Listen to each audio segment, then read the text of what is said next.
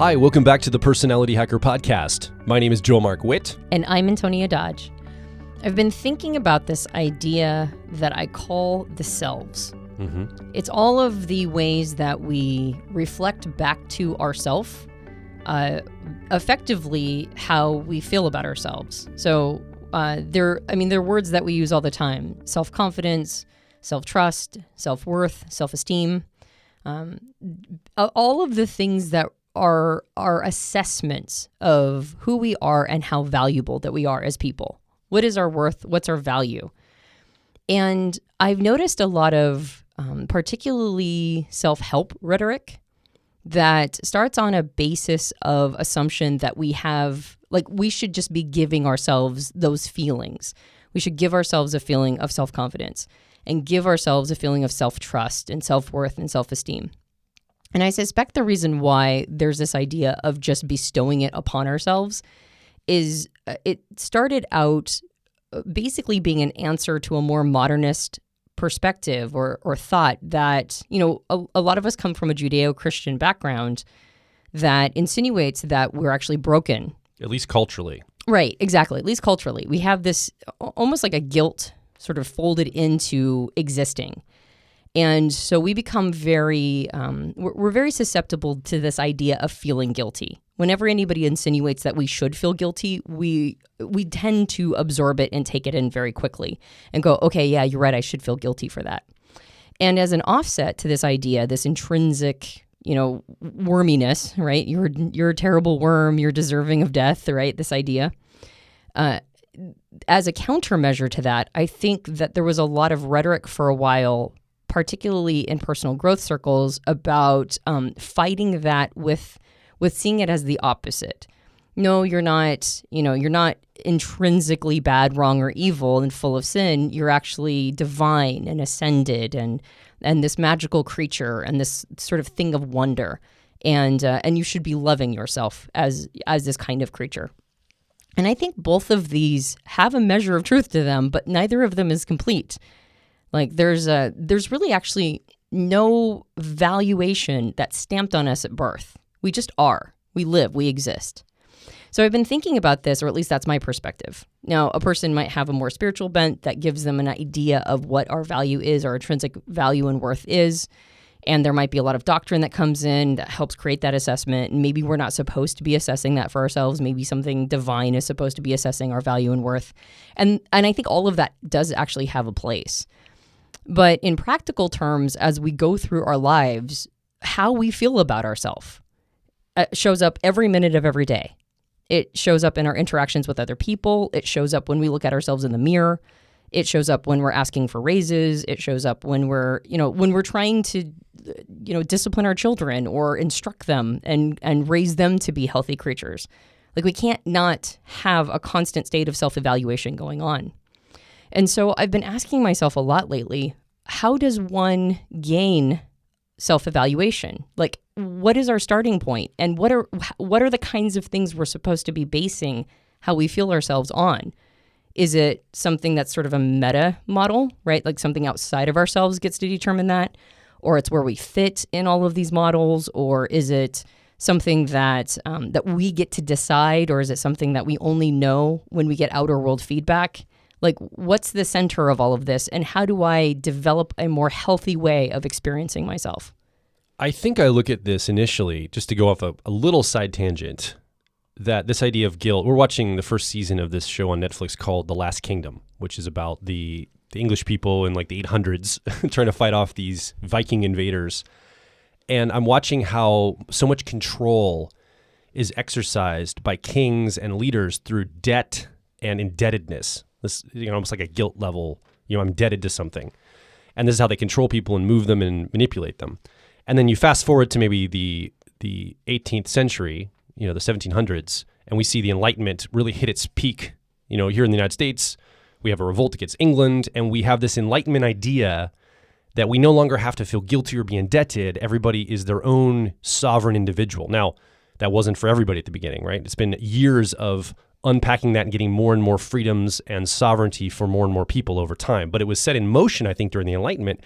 And the Enlightenment, I think the frame of the Enlightenment was As an individual, you are not guilty and in debt.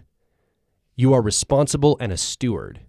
And I think there was like a reframe, like almost a secular reframe of how people were starting to see themselves and their lives going through the world. And so I think that we still have some old programming of debt, guilt, these things coming through, and there's been examples of them throughout even American history, as an example here in the West. But we've been moving ever more toward responsibility and stewardship over our lives.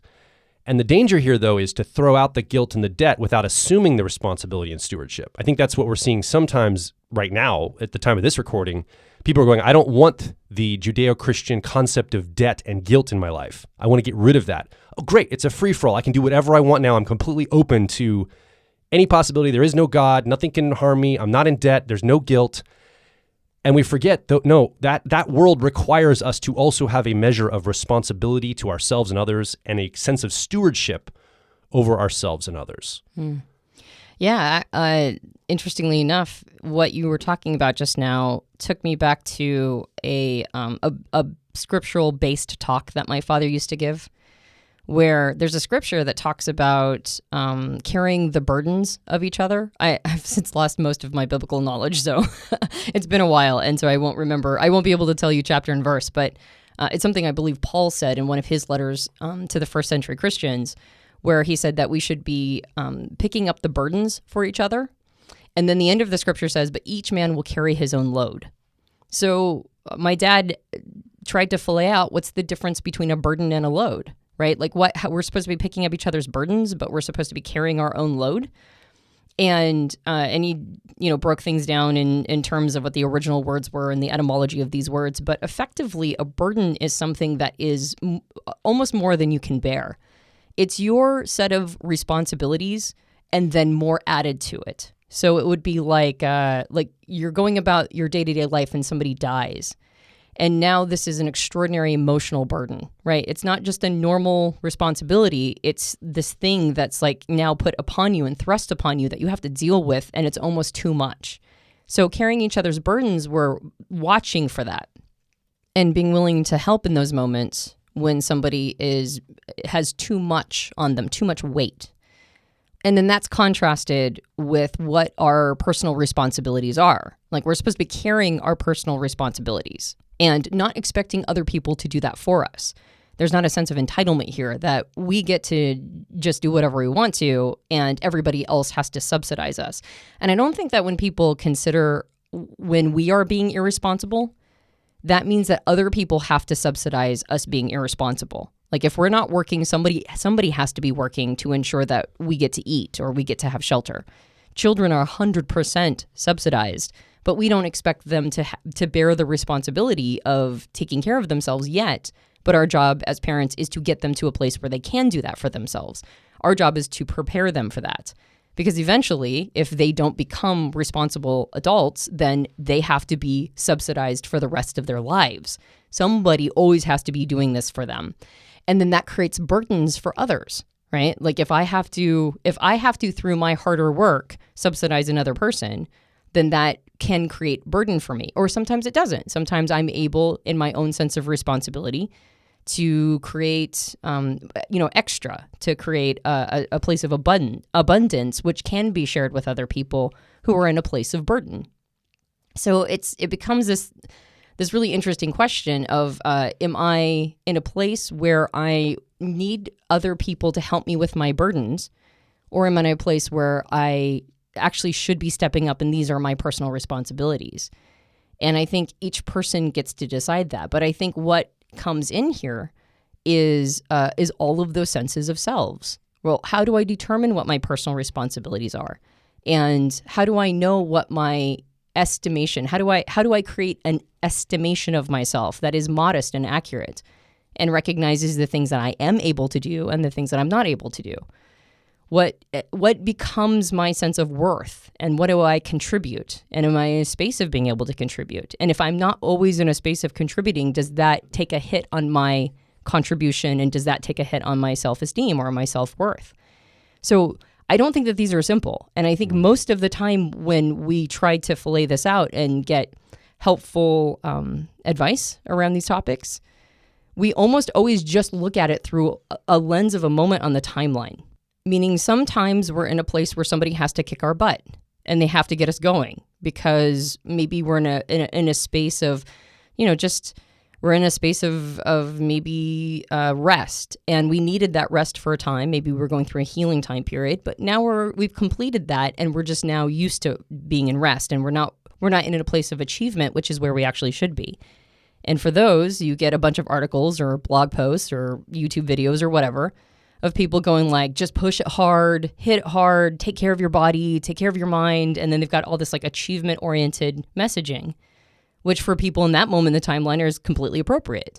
But for somebody who is in a space of burnout, then that's terrible advice. And so what I see is that when somebody is when they give a piece of advice like that, and it's not the right advice for everybody who's observing, who's in a different moment in the timeline, then those people get really salty and they say, this is terrible advice. You should never say this to anybody. And what they're saying is, I shouldn't have heard this message because I'm not at the moment where I need to hear that.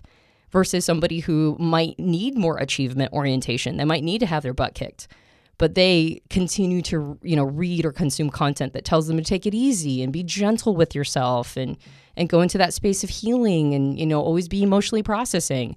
And that's actually becomes a trap for them, and they get stuck there and they can't seem to get to the next place. So this idea of how we're supposed to feel about ourselves, I think requires some sober-mindedness on what moment we are on the timeline. And then you have to look for other things, other byproducts to determine what's the right advice for you, what actually is your personal responsibility, what's a burden that maybe other people can help you carry, and how should you feel about yourself in the midst of all of this?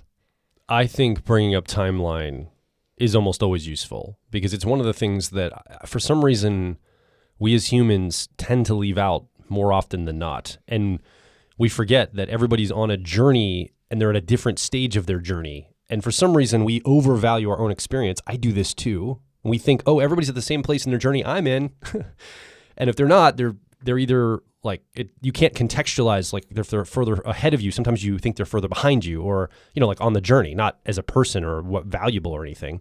Or if they're behind you, you judge that and you're like, why aren't they as up to speed like I am? It's like, well, they're at where they're at. And I think that timeline focus is really important.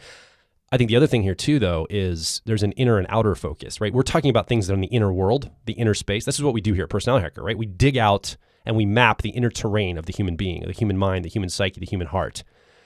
And as we talk about this, I mean, you just casually said this, and I know you don't think this way, but you said, self-esteem or self-worth, almost as if they're the same thing. But if we really look at it, we start to unpack the parts of ourselves, the selves. Self-esteem is something different than self-worth. There's a distinction here between those two things. And, when we're moving fast in the outer world and we've got large groups of people and we're trying to message things, we tend to just conflate the inner world space, especially because the outer world's often run by extroverted judging function energy, right? Extroverted thinking and extroverted feeling is how this outer world happens. And so in order to sync up a lot of people, resource, time schedules, and all that, we have to oversimplify the messages. And we conflate things for efficiency and for operability.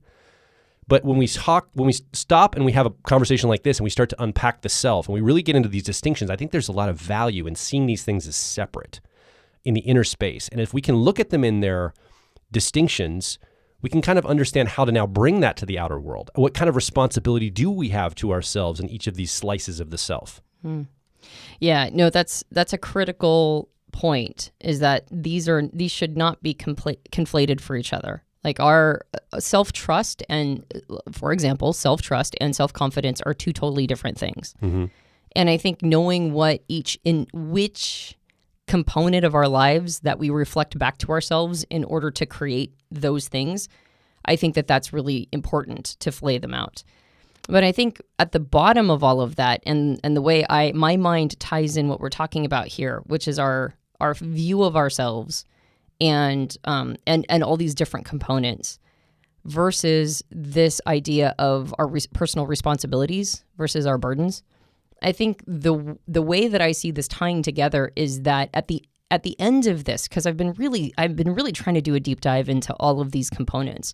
Like, what is self-trust versus self-confidence? Well, in my opinion, self-trust is when you have observed yourself say something and then you follow through with it. that you notice that a person is being, like in the 4 agreements, being impeccable with their word, meaning that they're being consistent with the things that they say and they're showing a measure of intellectual honesty. Well, we trust ourselves when we do that, just like we would trust anybody that we observed over and over again being impeccable with their word. Whereas self-confidence doesn't come from being consistent with our word. Self-confidence comes from watching ourselves overcome obstacles and then owning that we did that. It's having a sense that we can probably handle whatever's coming next because we've observed ourselves handling many different situations and circumstances in which we were uncomfortable or the situation or circumstances weren't ideal, and we still made it through, and look, we're here to survive. We see another day. And so now when I enter a new situation, I can have confidence in myself that I can make it through that. So self-trust and self-confidence sound like the same thing, but they're two totally different. They emerge from two totally different systems, two totally different behavior sets, arrive at these two different feelings we have about ourselves. But with all of these different things, the word earn keeps coming up over and over again for me, which is that just like other people earn our trust, they earn our confidence, they earn our estimation of them, like when we esteem them. They have to earn it through their behavior and our observation and our experience, our relationship to their behavior. And the same thing happens with us as people, is that we have to earn this for ourselves as well. And it goes back to that original point, which is that in an attempt to fight against this idea that we are intrinsically bad and evil, we met it with the other side of the pendulum swing, where we said we have intrinsic worth, value, and almost divinity, and that might be just as inaccurate as the other side. When we show up, and you can see this with like women's empowerment a lot. There's a lot of this "I'm a queen" language, without necessarily having earned the right to say one is a queen. Like, well, first of all, what exactly is a queen? That's my first question. But second of all, what have you done to earn that status? Right? If you're going to claim that you are something, what do the kids say? Where's the receipts? Right? Where are the receipts that indicated that you earned that thing? And the reason why this is dangerous is because when a person lays claim to something, they grab a title that they don't have evidence for having earned or actual ownership over it, then it undermines the individual, because when they make those statements, their inner wisdom hears the incongruity in it. It actually causes less self-trust and self-confidence. It lowers the self-esteem because it's an overcompensating behavior. And so this idea of responsibilities, right, and where responsibilities meet all of this is that we can't overcompensate. We can't convince ourselves that we're either intrinsically evil or intrinsically good. We have to earn our place in our own minds. Does that make sense? It's like we have to earn all of that stuff for ourselves, just like other people would have to earn it from us. So with that example of, I call it name it, claim it energy, I'll just play with this because I've used this in my own life. I've said, I'm like this, which is not actually true at the time I say it. And what I think is happening there is it goes back a little bit more to that debt structure. I basically, when I say something about myself, like I'm this thing, like I'm a good marketer, for example. I'm a really great marketer. I'm one of the top marketers in my country or something. Let's say I said that about myself, and it's not actually true qualitatively. Like I couldn't measure it and prove it, but I'm trying to claim that identity. I think what's happening there is I'm trying to create a debt. I'm trying to take a line of credit out, or I'm trying to like swipe my credit card, make a big purchase, and create debt of monthly payments toward that end. I'm claiming it, saying, okay, look, now I know the work I have to do to become one of the top 100 marketers in the United States, for example, because I've claimed this, and now I've got a pathway to meet that claim. So it's almost like a plan of action, I think, for people when they claim something that's not actually inherent to how they feel yet. But I think I've actually, at one point, I kind of felt this about myself. I was like declaring, I'm going to be one of the top marketers in the country. But I realized I was putting myself back into that debt structure that's not stewardship and responsibility. It's now I'm always going and digging myself out of what isn't true instead of using what is true and amplifying it. So now my life in those frameworks becomes a problem to solve, not a adventure or journey to optimize or become better through.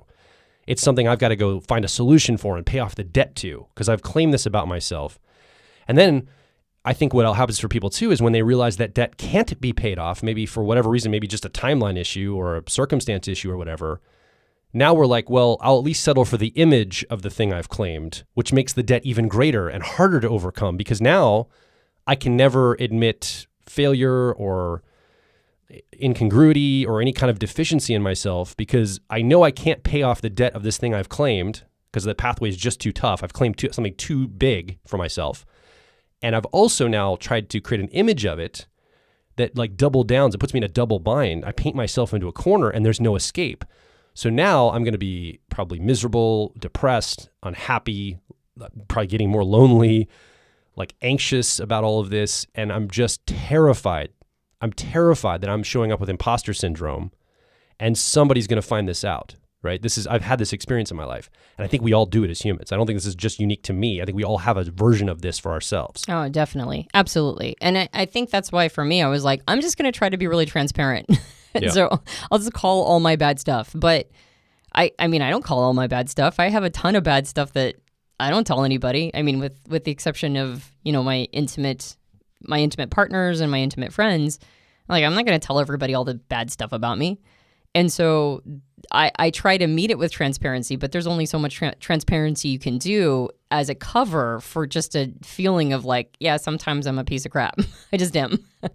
But that's not my self-definition, right? Like you're talking about, what you're saying is, it's almost like we create a cloak and what is it? The smoke and mirrors? Sorry. Yeah. We create a smoke and mirrors situation with our own self-esteem. Like, I'm going to determine I am this thing, and I'm just going to say it. But my inner wisdom knows I'm not that thing. And now I either put in the hard work of becoming that thing and maybe applying all of my time and effort and energy toward it. And I think when somebody does that, it can be a very powerful incentive to get there. I agree it's still based on a debt structure, which isn't ideal. But if that's where a person's at and their motivations and, and the things that make them get up that day, then, I mean, as far as I'm concerned, walking with crutches is better than not walking at all. So if a person needs that, then go for it. It can certainly work. Yeah. That said, it's better, in my opinion, it's better to, walk without the crutch. And so if a person doesn't need to have that, then I wouldn't recommend that they start creating that incentive or motivation structure just to get them to do something. That said, most of the time we don't do that. When somebody's claiming, I'm a queen, right, and snapping their finger, like, what is the system that they're building that like shows that they're putting in this extraordinary hard work to be, I guess, regal, right? To be whatever it is that title is attempting to make them feel like. Well, wasn't royalty a birthright though? It wasn't. You didn't earn it. You just got it. That's so true. Maybe I don't see that maybe as the same thing as like claiming a direction you want to go, or a role maybe you want to take on. Yeah. But maybe that's why it bothers you, is people just like owning royalty of like birthright or something.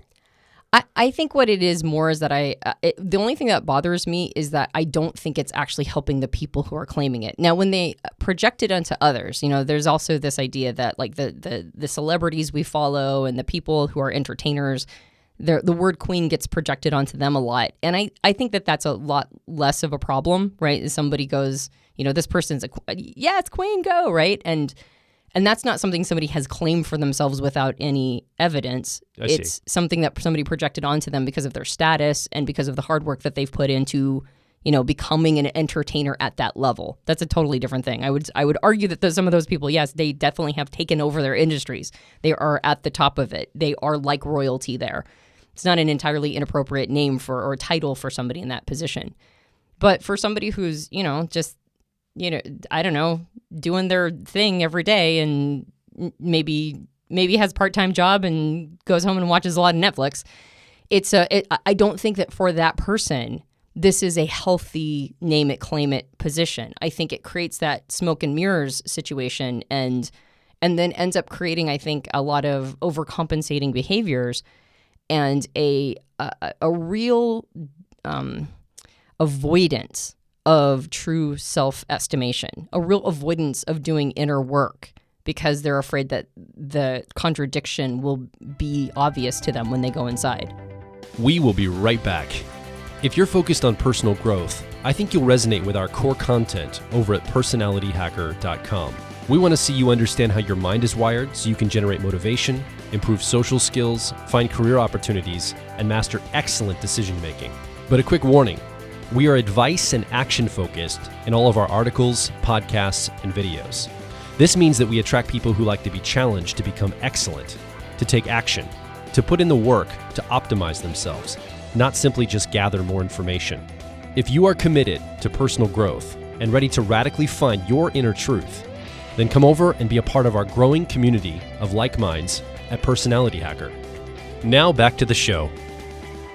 Well, could we say that someone that claims a birthright of sort, whatever that is, queen or anything else, they're claiming that as far as unearned, but there still is a sense of responsibility or stewardship with that claiming of something anyway. Like, in other words, yeah, maybe you were born into, back in the day, thousands of years ago, you're born into an important family and you're royalty. Well, there's a lot of responsibility that comes with that. And we've seen movie after movie show the young child, either son or daughter, not rise to the occasion of the responsibility. They're kind of a dope. They don't do much, and then they're discarded to the side. You're not worth the title you were born into, kind of thing. Is maybe what you're trying to speak to, Antonia, is the sense of responsibility that comes with those claims. Right. And I don't mean to pick on, I'm sorry, I'm not picking on women's empowerment and calling oneself queen. If that's where a person's at, that's where they're at. But I'm more discussing this idea of what does lead to higher self-esteem. What honestly does. Not a synthetic version. Yeah. Not a version that makes us feel like we're there, but something that actually creates it. And when somebody has higher self-worth and self-esteem, they're not usually claiming anything, right? They're not usually projecting anything out. They have a sense of rested into the self and assume that it will be obvious to others if they're even caring if it's obvious to others, because it's not really for others, it's for themselves. It's another self-evidence. Right, right, self-evidence, exactly. And so this idea of being responsible to ourselves and being responsible for how we show up and having a sense of or a series of responsibilities that makes it so that we're carrying our own load. We're not looking to others to subsidize us, that we are carrying our own set of responsibilities. And then when we have burdens, we watch out or look out for other people's burdens and hope that we've created enough of a system where other people are looking out for our burdens too. So if it's more than we can bear, we've got somebody who's there to help, share the load. And so there's I think when we go through these cycles of life, it's really easy to not sit and really do a deep dive into where we're truly at with modesty in each of these moments. Like when we are doing what we're supposed to be doing, meaning that we're taking care of ourselves. We're financially taking care of ourselves and taking care of the people who are our responsibilities. That we're showing up the best that we can. That we're maybe doing some introspection and some spiritual work or maybe some personal growth work. That we're doing all the stuff that we're supposed to be doing to be really, truly, earnestly, sincerely responsible people. It's very rare that we take a moment and stop and go, I'm allowed to feel a sense of self-esteem around this.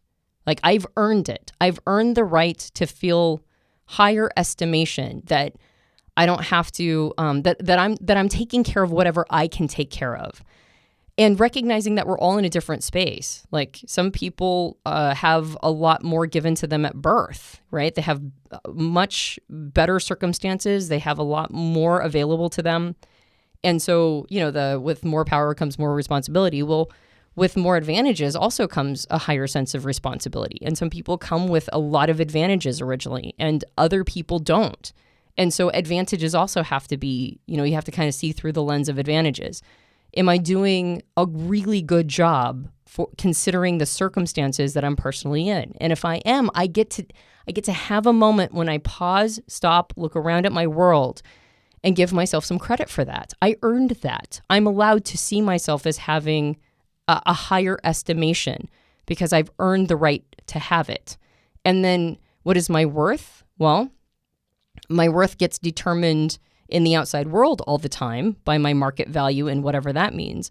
Or my market value maybe when it comes to career capital, or my market value when it comes to relationships, because we all have market value there too, right? People like us or don't like us or whatever.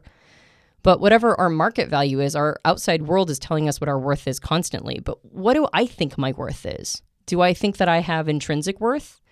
That's an existential question, right? You might feel like you have intrinsic value as a human being, or you might feel like it's all arbitrary and it's a cold universe and we live and die and that's it, right? And so I have no intrinsic necessarily value or worth as a human being, as a living, moving, mobile piece of organic living tissue, right? That said, do I get to have worth that I determine for myself as I move through the world? What are my markers of worthiness? What have I decided brings worth and value to a person? And am I meeting them? Am I matching them? Am I consistent with my own value set of what creates worth in a person? If the answer is yes, I get to have that as part of my estimation. I get to rest into it and go, I am consistent with my values. I'm consistent with what I believe creates worth in a human being. Or I'm not. I'm not consistent with that. And if I'm not consistent with that, then I need to do something about that. I need to bring that into alignment because it means my self-worth is low. And I need to bring that up. I need to earn my sense of worth through consistency of values. Same thing with self-trust and self-confidence, right? We already talked about it. I need to be impeccable with my word. I need to follow through and observe myself following through on my word. And I think there's also a sense of responsibility here with how we treat other people, right? We were discussing the book, The Four Agreements, where the first agreement is be impeccable with your word. And the word impeccable comes from, peccable comes from peccatus or something like that, peccatus, which basically means sin. Mm-hmm. And impeccable, would be without, so it means without sin. And there was this idea of not just being true to ourselves, but also a sense of responsibility with our language, with our words, with how, like what we're saying and how we're saying them, that our speech should be without sin. Meaning that part of our evaluation of ourselves should also include how we treat other people. Maybe like the way that we treat people in our relationships, in our pair bond relationships. Maybe how we treat people online and social media by giving people a little bit of a break and not attacking each other and being at each other's throats. I think how we treat people online, it might feel like it's no big deal, but I think we take self-esteem hits. I think we estimate ourselves lower when we show up with smugness to other people and act like they're wrong and we're right. Because that's something that our inner wisdom also knows is a disconnect between how we're supposed to feel about ourselves and whether or not we're consistent with our values. I mean, unless your value is to be an asshole, then you're consistent. But if that's not your, if that's not your sense of value, if that's not one of your things that you think is important, then even if it's just a tweet, even if it's just a Facebook message, you're out of alignment with yourself and your self-esteem is going to take a hit. I think that's a great point. The things we put out to the world, we're really putting to ourselves. Like in a lot of ways, it's a mirror that comes right back to us. And I think that's something I certainly lose sight of as much as I try to be attuned to this. I mean, I talk about the self and we talk about personality types for a living and we're building a business around it and our lifestyle around it. And yet even I forget the things I say out to others outwardly.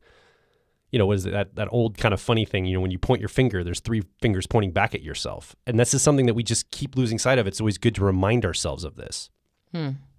So I think not just having this particular conversation be like, what's Antonia thinking about this week?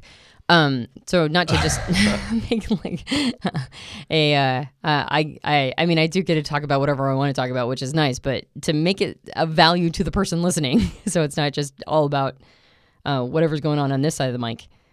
I think what I would recommend, or at least what I've been doing, is I've been trying to, when I think about an idea of self-worth, I think of self-worth as almost like the emergent of the system of the selves, operating.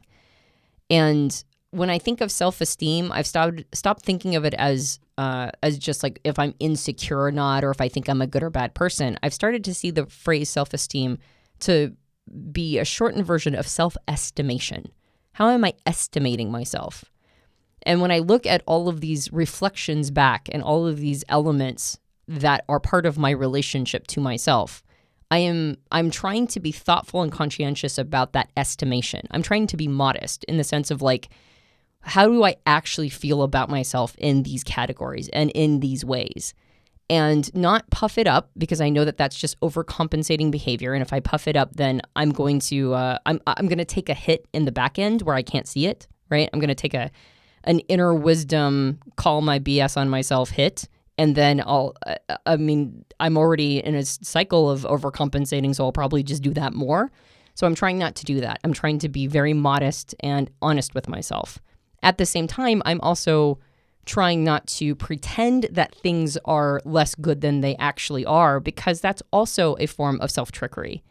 And that doesn't gel with the inner wisdom voice, and that will also give me a hit in the back end. So I'm just trying to really tap into what is my inner wisdom's information around how I truly see myself. So these are basically the journal prompts or the introspection prompts that I'm using. The first thing is that I try to really correctly or accurately define this moment on the timeline for me, right? Like, because my life is a series of moments all strung together, moments that I've had, moments I'm having, and moments I will have. And if I was a character in like a story, where would I be at in my character arc? Like character development, like when a character is interesting and intriguing, they have a character arc. They have development that happens over time. Where am I at in my character arc? And what's this moment in the timeline? Am I going through a healing time period? Am I going through an achievement time period, a transcendent time period? Like what's really happening for me right now? And how does that set my expectations of myself? Like my dad recently died. He died a few months ago. Well, I know that I'm in a grieving time period of my life. And so that means I'm not going to have as much psychological or emotional real estate to apply to things with more intensity.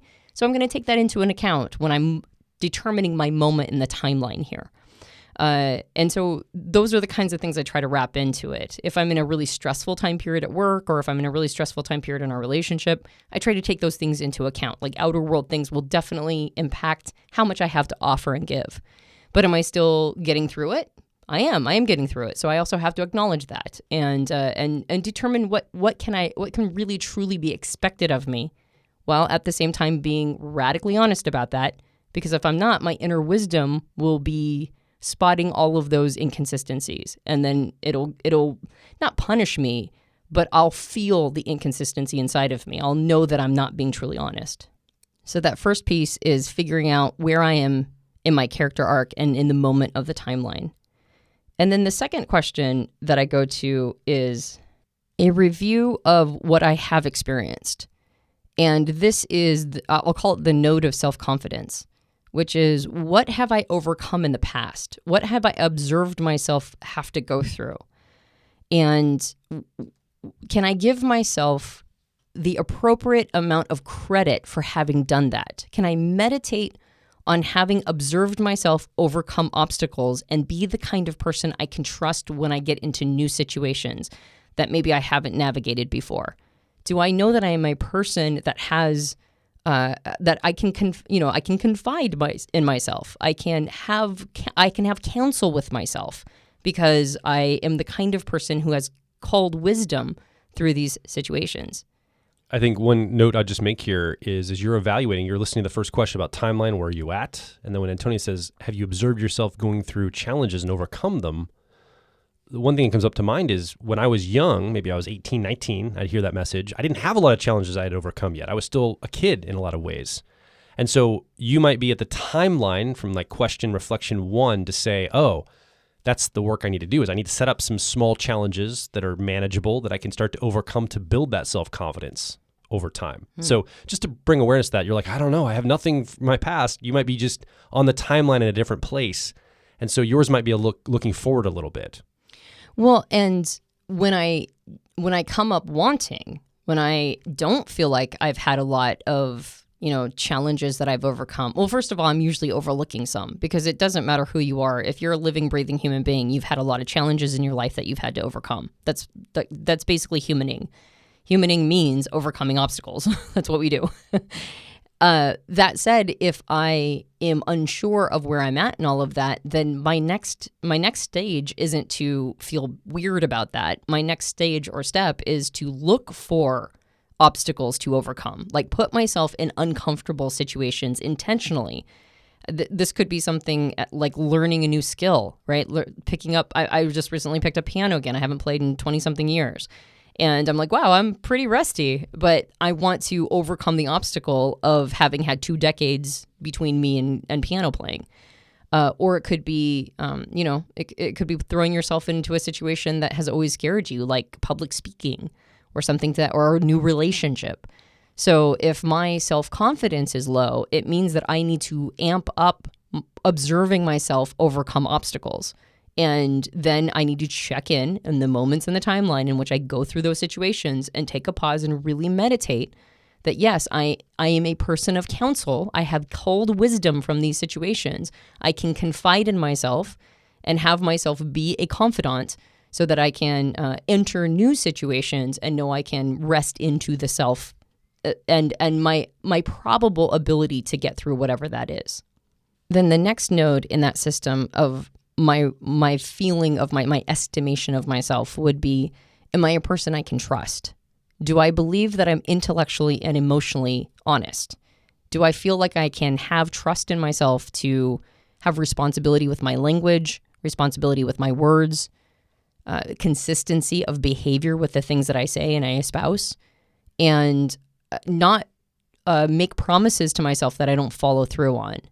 Like right now, I'm not a person of self-trust because I have spoken into the world that I'm going to get at my ideal weight.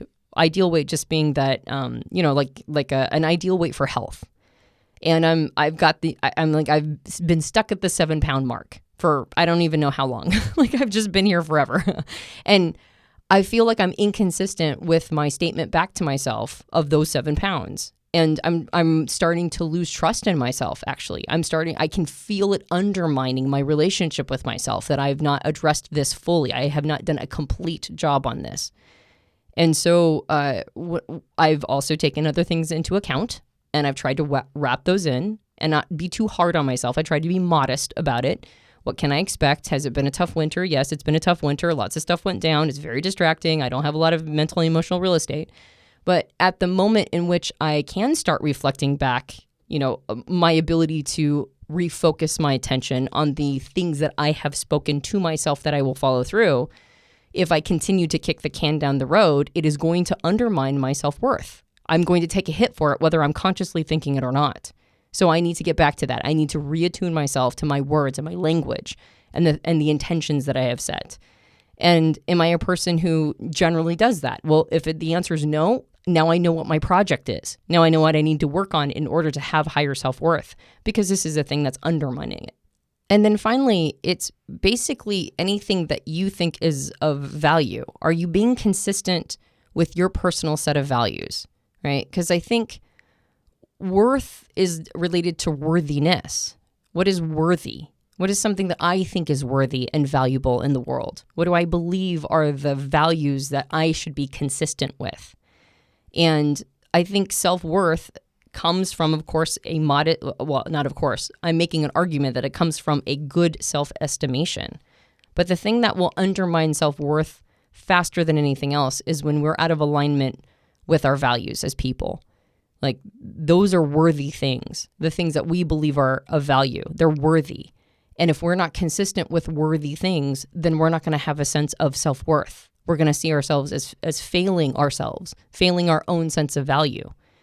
And all of these things together, when you do have a truly sober-minded approach to all of it, on the other side, it's very rare that I get to the other side and go, oh, I'm a piece of crap as a human being. That's very rare. If I do that, I know that I probably was very biased. I was looking for the negative, because most of us, when we sit down and do a true, honest, sober-minded self-evaluation, most of us can see good and bad. We can see both, pieces of both. And that's because we're complex characters. We are both. We don't have intrinsic worth and value, but we also don't have intrinsic lack of worth or value. We kind of get to make it up. That's the crazy thing, is that we get to determine that for ourselves. And the more we approach this with honesty, I think, with like real radical honesty, the more likely we are to get to the other side and go, I'm a person who I can value myself. In my estimation, I have worth and value. And now I see all of the areas in which if I address those pieces, well, then the emergent of that system running will be higher self-worth and self-estimation. It'll be higher worthiness as a person. I will value myself more because I'm staying in alignment with all these other things and not kidding myself when I'm not just giving myself a title and going, that should cover it, right? I'm actually doing the work. I'm earning my feelings about myself. I had a really strong relationship with my parents growing up. I was not a very rebellious teenager, and my parents really poured into me and projected out toward me that I was valuable, worthy, had really great self-esteem. They gave me a lot. And I remember having a lot of insecurity as a young man in my 20s because I was so reliant on the messages that came from the people that loved and cared for me. Most of my 20s was spent taking on the responsibility, the ownership, and the stewardship over myself, and not relying upon the people that had, handed me this great platform to start out with. I mean, I really have a lot of benefit and blessing in my life that I was given. And I try to be grateful for that every day. And I try to take stewardship and responsibility for it because I think, like you said, much is given, much is required. And I want to step into that and contribute because of it. And I think there's something to be said for that. I think there's a lot of people that didn't necessarily have a bad time of it. They got a lot of great messaging growing up. You can do it. You're awesome. You're special. You're incredible, which I think is a positive message. I'm really happy my parents gave me that. But man, did I struggle with some insecurity. They almost created that debt structure we talked about earlier for me. Like they had this image of who I was that they gave me as a title almost that I didn't feel was congruent with how I had a sense of myself. And so, the early part of my 20s when I was emerging into young adulthood, a lot of it was just fighting against that and trying to overprove myself. And then as I settled down a little bit into my later 20s and then entering into my 30s, I realized, oh, wait, this is on me. Like, I have to make up, like I can either get rid of that debt, which I did. I kind of removed the debt from myself and the titles that I thought I had to make up to or, live up to. And I started to seeing life as an adventure, as a journey to be optimized, no longer a problem to solve, no longer a debt to pay off. And that was a really powerful reframe for me, and I could totally see myself in my 20s saying, I'm adulting because I didn't feel like a real adult. I didn't feel like I stepped into a sense of maturity. But I now do totally feel like a true adult, like a true mature person. There's tons of growth I still have to do, clearly. But I do feel like I've stepped into that and I've owned that for myself. So I'd encourage you listening, especially if you're in that stage of life. You're in this stage of life where you're now on your own. You're your own person. Do you have an image or a title of yourself or somebody else gave you that you feel you have to live up to? Examine that. Really examine what that means for you. And then maybe instead of trying to map this out externally like that with that title or that image that you've cast, could you look at the selves that Antonia and I have been talking about in this episode? Could you start to look at your self-worth, your self-esteem, your self-trust, like all of these elements of who you are as a person and get an assessment of where you're at right now? Not where you hope to be, not where you have been in the past, but where are we at like that right now as humans? Let's get an accounting. And let's make a plan to start filling in the gaps if there are any, or optimizing if there is any optimization to happen in these areas. And let's move forward. And I think that just alone can take the pressure off. All the, I have to be this ultimate whatever, fill in the blank. Man, wouldn't that feel relieving to just take that away and then start where you're at and say, I'm going to optimize who I am going forward? I think that would be an empowering message for me to hear as a young man, especially at that time of my timeline. As far as where I'm at in the station of life right now, there's a lot of, I feel much more mature and a sense of self now, but I don't want to feel like I've arrived. There's moments when I'm like, yeah, I've like all my work's behind me. Nothing's in front of me. Maybe just small tweaks here and there, but there's a ton of stuff I'm excited to explore and optimize and grow around. and continue to evolve as a human, as a man, as a person on my path, as a man with potential. And I think that people in the station of life that I'm talking about here, I think that's something to embrace. I'm not sure about the station of life on the timeline down further from me. I haven't gotten there yet. I don't have a lot of guidance or advice for that yet because I'm not there. But it is something I'm looking toward now to start thinking about what will life be like, 10, 20 years from now at that station of life, and what are some things I can start to think about or connect to my life to be ready for those moments, till the soil for what I want to plant in my later elements or later part of life. What are those elements going to be? Yeah. Oh my goodness. I'm so glad you mentioned all of that. That's such good stuff. And what was coming up for me as you were talking was that when we do a sober-minded estimation of ourselves, sometimes it's really uncomfortable. Yeah. Like you were saying that when you were younger, you lived on borrowed esteem from your parents. Yeah. Which is really great to get the message that you're worth, you have worth and value. I had a kind of a similar message, but mine was always tied to something. It was like, you have worth and value as long as you're doing this very specific thing that we want you to be doing. And the second you stop doing that, you cease to have value and worth, which is its own mind job. You know what I mean? It's like, oh, okay, well, what if I don't want to do that anymore? And the answer was like, okay, well, we're done here. And so I think that's probably one of the reasons why I got really invested in going down this road.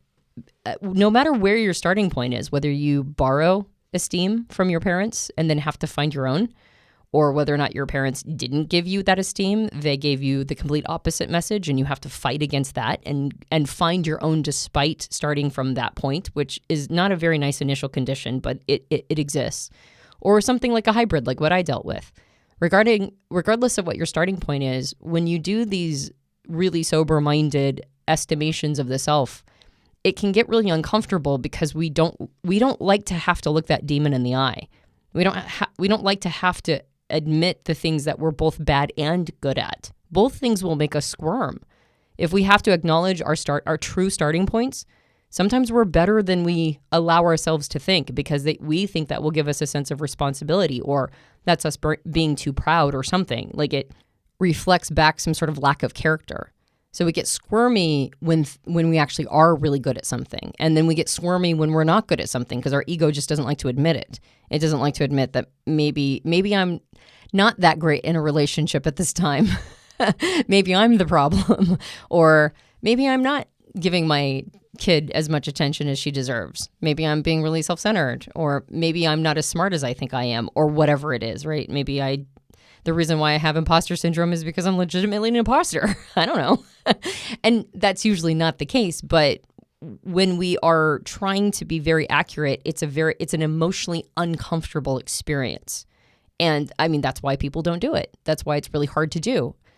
And if you can just get yourself into that place where you're even attempting it, and you get to the other side of that experience, well, you can chalk it up to self-confidence because now you've overcome an obstacle. The very real, very difficult obstacle of going inside and making a sober-minded estimation of oneself. Very difficult. Knocking out all those other voices that come in, the voices of the parents and the other influencers and schools and adults and other kids and, like all the things, are now our partners or our family members or our good friends and all the things that they've said to hurt our feelings or... Children. Like I've noticed my kids can hurt my feelings pretty bad. Man, they are so good at it. It's like, wow. Didn't see that one coming. Oh, and it's even worse that when Piper does it, and she's just being totally honest, and she's got her sweet little bink eyes, and she's smiling the whole time, and she has no idea that she's just like stabbed me in the heart. I'm like, all right, kid, go make your observations someplace else in the house for a time. Mommy's got to like tend to her wounds.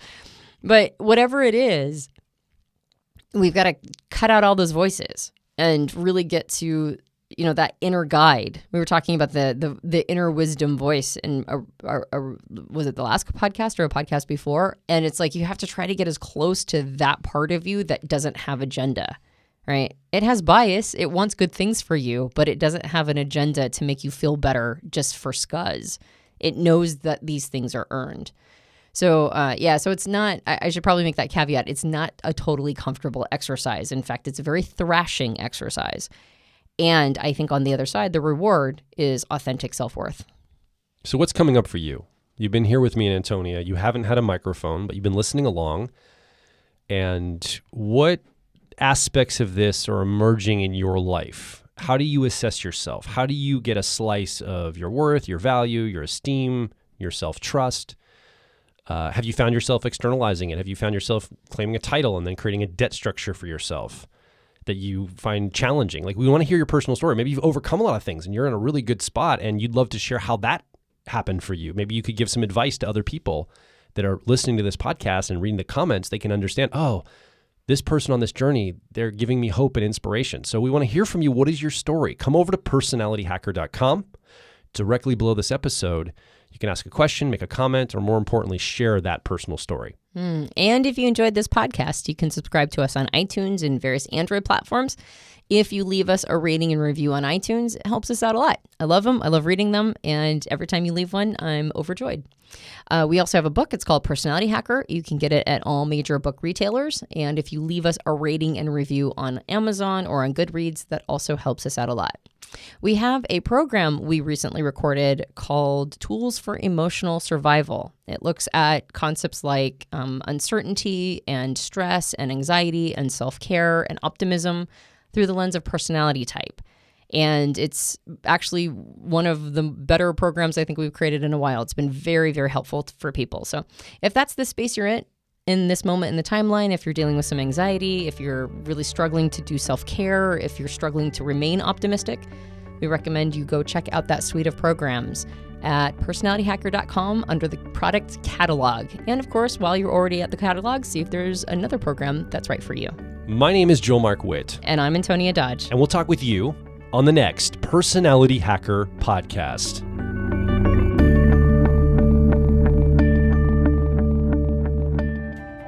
If you're focused on personal growth, I think you'll resonate with our core content over at personalityhacker.com. We want to see you understand how your mind is wired so you can generate motivation, improve social skills, find career opportunities, and master excellent decision making. But a quick warning, we are advice and action focused in all of our articles, podcasts, and videos. This means that we attract people who like to be challenged to become excellent, to take action, to put in the work to optimize themselves, not simply just gather more information.